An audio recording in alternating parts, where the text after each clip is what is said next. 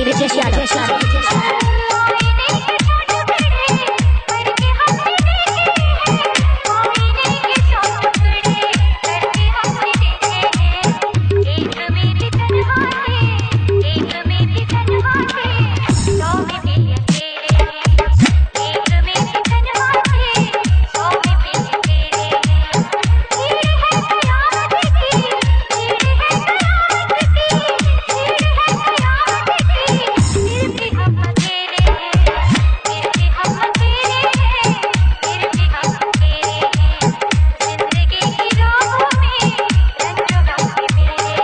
देखो देखो मैं तुमसे कितनी बार कह चुका हूँ कि मैं तुमसे प्यार नहीं करता हूँ, नहीं करता हूँ। चली जाओ, मैं तुम्हारे आगे हाथ जोड़ता हूँ, चली जाओ please.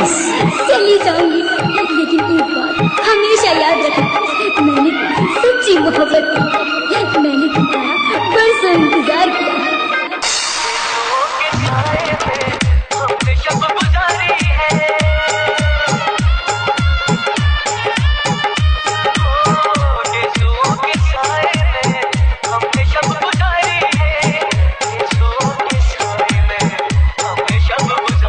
Mix by DJ Vijesh.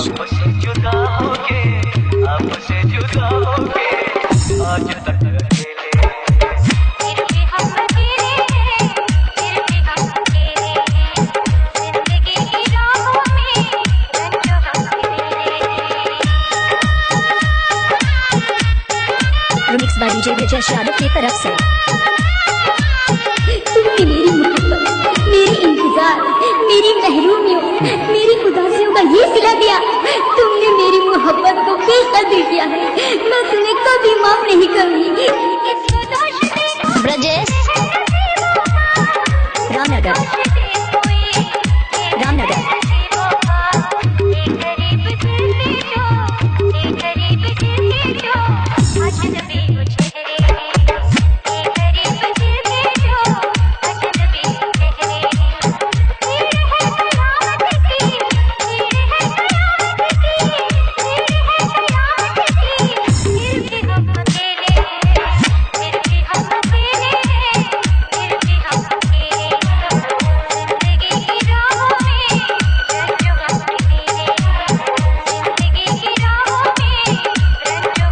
चौरानवे 52 85 95 59।